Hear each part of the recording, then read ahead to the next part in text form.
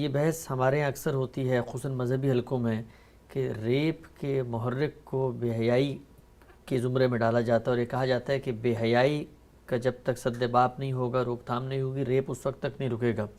گزشتہ دنوں کچھ سیاسی زعماء نے بھی اس پر زور دیا، ہمارے مذہبی علماء بھی یہی کہتے ہیں۔ سوال میرا آپ سے یہ ہے کہ کیا ریپ کا محرک معاشرے کے اندر فحاشی اور یعنی بے حیائی ہے، اور قرآن مجید نے جو اختلاط و مرد زن کے آداب بیان کیے ہیں ان پر عمل کرنے سے کیا ریپ کو روکا جا سکتا ہے؟ یہ ایک مریضانہ نوعیت کی ذہنیت ہے جس کا اظہار بعض اوقات ریپ کی صورت میں ہوتا ہے۔ ایسے ہی ہے کہ جیسے بہت سے مجرم ذہن کے لوگ چوری کرنے، ڈاکہ ڈالنے کے لیے نکل کھڑے ہوتے ہیں، تو محرکات تو ہر چیز کے دنیا بھر میں ہوتے ہیں، دسیوں ہو سکتے ہیں، لیکن یہ کہ اس کو اس مجرمانہ عمل کی وجہ قرار دینا تو کسی طرح بھی موضوع نہیں ہے۔ یہ ایک بڑا جرم ہے، اور رسالت مآب صلی اللہ علیہ وسلم کے زمانے تک میں اس کے واقعات ملتے ہیں، تو آپ وہاں تو یہ تصور نہیں کر سکتے کہ اس طرح کی کوئی چیزیں موجود تھیں۔ تو اس کے محرکات میں دسیوں چیزیں ہیں۔ آپ کسی بھی جرم کے محرکات کا اندازہ لگائیں تو یہ پتہ چلتا ہے کہ اس میں لوگوں کی تربیت کیسے ہوئی ہے، ان کے معاشی حالات کیسے ہیں، ان کو اچھا ماحول میسر ہے یا نہیں ہے، دسیوں چیزیں گنوائی جا سکتی ہیں۔ لیکن یہ بات کہ ان چیزوں کو گنوا کر آپ یہ کہنا چاہتے ہیں کہ جرم کا باعث یہ چیز بن گئی ہے، اس کو بالکل متعلق نہیں کرنا چاہیے اس سے۔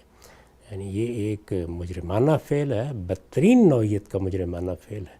یعنی میں تو یہ سمجھتا ہوں کہ یہ کسی کو آپ قتل کر دیں اس سے بھی بڑھ کر ہے، کیونکہ کسی عورت کی عزت عصمت اگر خدا نخواستہ اس طریقے سے لوٹ لی جائے تو اندازہ نہیں کر سکتے آپ کہ اس کی پوری شخصیت کس طرح قتل ہو کے رہ جاتی ہے۔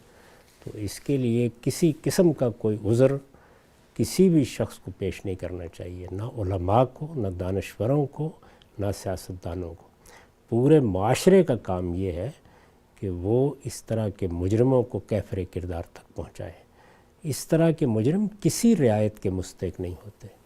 وہ جرائم کہ جو عام محرکات کے تحت صادر ہو جاتے ہیں ان میں تو کوئی رعایت دی جا سکتی ہے، لیکن اس میں کسی رعایت کا سوال نہیں ہوتا۔ ڈاکہ ڈالنے والوں کو بہرحال کیفر کردار تک پہنچایا جائے گا۔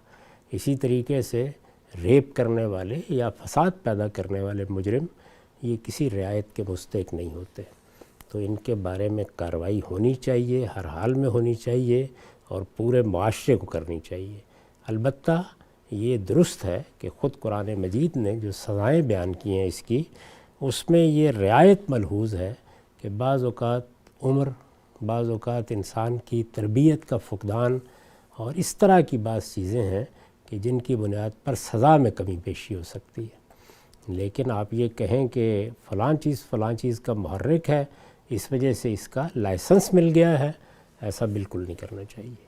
اس کے بالکل ساتھ یہ بالکل درست ہے کہ اللہ تعالیٰ نے عورتوں کو بھی بعض ہدایات دی ہیں، مردوں کو بھی بعض ہدایات دی ہیں تاکہ ہمارا معاشرہ پاکیزہ معاشرہ ہو۔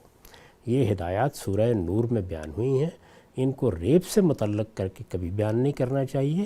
یہ تو عام زندگی کے لیے اللہ تعالیٰ کی ہدایات ہے، اٹھنے میں، بیٹھنے میں، ملنے میں، ملانے میں، دفتروں میں کام کرنے میں، گھروں میں، مجالس میں ان آداب کا لحاظ رکھنا چاہیے۔ وہ مرد و زن کے اختلاط کے آداب ہیں، اور وہ ہمیں اپنی بچیوں کو سکھانے ہیں، وہ ہر مسلمان عورت کو سیکھنے ہیں۔ ان کا اہتمام کرنا معاشرے میں بحیثیت مجموعی پاکیزگی کا باعث بنتا ہے۔ اس کو اس کے ساتھ وابستہ کر کے بیان کرنا یہ آخری درجے کی شقاوت ہے، اور آپ اندازہ نہیں کر سکتے کہ اگر اس طرح کا کوئی واقعہ ہوا ہو اور یہ بات بیان کی جائے تو یہ خود اس خاتون کے لیے اور باقی خواتین کے لیے کس درجے تکلیف دہ ہو سکتی ہے۔ تو میرے نزدیک ایسا کبھی بھی نہیں کرنا چاہیے۔ ٹھیک، ہم سب جو بات کی جاتی ہے اس میں بیان یوں کیا جاتا ہے کہ اگر فحاشی ہوگی، معاشرے میں بے حیائی ہوگی اور یعنی ہوگی، تو اس سے ہم کسی شخص کو دعوت گناہ دے رہے ہیں، لہٰذا اگر آپ نے سد باب کرنا ہے تو پہلے معاشرے کو ٹھیک کریں، خواتین برقعے پہنیں، پردہ کریں، لوگوں کے سامنے نہ آئیں، تاکہ ان کے جنسی جو جذبات ہیں ان میں ہیجان پیدا نہ ہو، اشتعال پیدا نہ ہو، اور پھر نتیجے کے طور پر ریپ نہ ہو۔ دیکھیے، میں آپ سے خدمت میں یہ عرض کر چکا کہ یہ ایسے ہی ہے کہ آپ یہ کہیں کہ آپ اپنے مال کو، اپنی دولت کو تجوریوں میں بند کر کے رکھیں، تو یہ چوری کے لیے جواز نہیں بن جاتا۔ مال کی حفاظت میں کرتا ہوں، ایسے ہی ہر خاتون اپنی عزت کی حفاظت کرتی ہے، اپنی آبرو کی حفاظت کرتی ہے۔ یعنی جو چیزیں بھی موجود ہیں ہمارے پاس، کیا ہم یہ کہیں گے کہ کوئی آدمی اگر میرے گھر میں ڈاکہ ڈالنے کے لیے آ جائے تو ہم یہ کہیں گے جی آپ تالا لگا کے رکھا کریں؟ یعنی تالا تو لگا کے ویسے ہی رکھنا چاہیے، وہ ایک الگ ہدایت ہے۔ دو چیزوں کو ملانے کی کوئی وجہ نہیں ہے۔ یہ بالکل صحیح ہے کہ آپ معاشرے کی پاکیزگی کے لیے بہت سی چیزیں کہتے ہیں، آخر اللہ تعالیٰ نے یہ ساری چیزیں کہی ہیں، یا ہم کہتے ہیں کہ جرم کے محرکات ختم کرنے چاہیے، تو بتاتے ہیں نا کہ تعلیم دینی چاہیے، معاشی حالات بہتر کرنے چاہیے، ماحول کو اچھا کرنا چاہیے۔ اسی ذیل میں آپ بیان کریں یہ چیزیں۔ قرآن مجید نے جب ان کو بیان کیا تو آپ یہ دیکھیے کہ اس کی وجہ کیا بیان کی۔ یہ بیان کی کہ ایسا نہ ہو کوئی تمہیں ریپ کر لے، یہ کہا کہ ذالک اطہر لقلوبکم، یہ تمہارے دلوں کی طہارت کے لیے ضروری ہے۔ یعنی وہاں خطاب اس خاتون سے ہے یا اس مرد سے ہے جس کو مرد و زن کے اختلاط کے یہ آداب بتائے جا رہے ہیں، اس سے کہا جا رہا ہے کہ خود تمہارے اندر اس سے برے رجحانات نہیں پیدا ہوں گے، تمہارے لیے یہ چیز طہارت کا باعث بنے گی، اس لیے کہ ہمارے دین کا مقصود ہی پاکیزگی ہے، تو یہ بیان کیا ہے۔